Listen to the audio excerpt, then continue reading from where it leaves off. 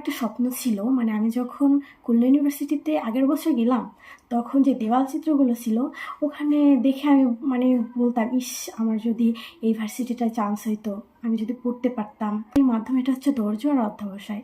যদি ধৈর্য ধরে থাকতে পারো আর অধ্যবসায় করে চেষ্টায় চালিয়ে যেতে থাকো, তাহলে তোমার মানে তুমি একটা পাবলিকান অবশ্যই হতে পারবে।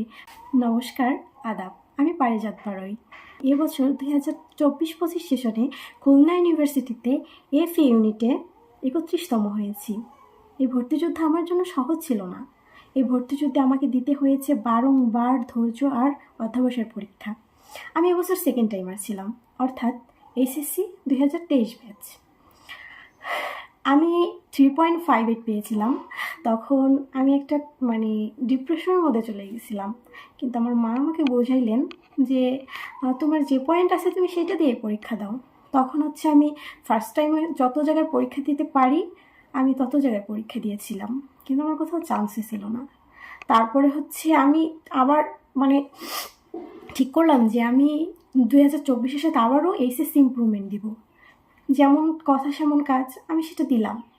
দেওয়ার পরে আমার তেমন একটা ইমপ্রুভমেন্ট হয়নি। তারপরে যেটাই পেয়েছি সেটা দিয়েই আমি আবার এবছর আবার ট্রাই করলাম। সব জায়গায় ট্রাই করার পরে আমার কোথাও হইল না। তারপরে অবশেষে আমার খুলনা ইউনিভার্সিটির এফএ ইউনিটে 31তম হয়েছি আমি। তো কি হবে? তারপর হচ্ছে আমার এবছর আমার দেখলাম সার্কুলারে যে এফএ ইউনিট আসছে একটা। তখন হচ্ছে আমি অ্যাপ্লাই করলাম যে আমার এই প্রতিভাটা আমি কাজে লাগাতে পারি। তখন হচ্ছে আমি পরীক্ষা দিলাম। তো সবার আশীর্বাদে আমি এবার মানে 31তম হতে পেরেছি। তো ভেঙে পড়া যাবে না।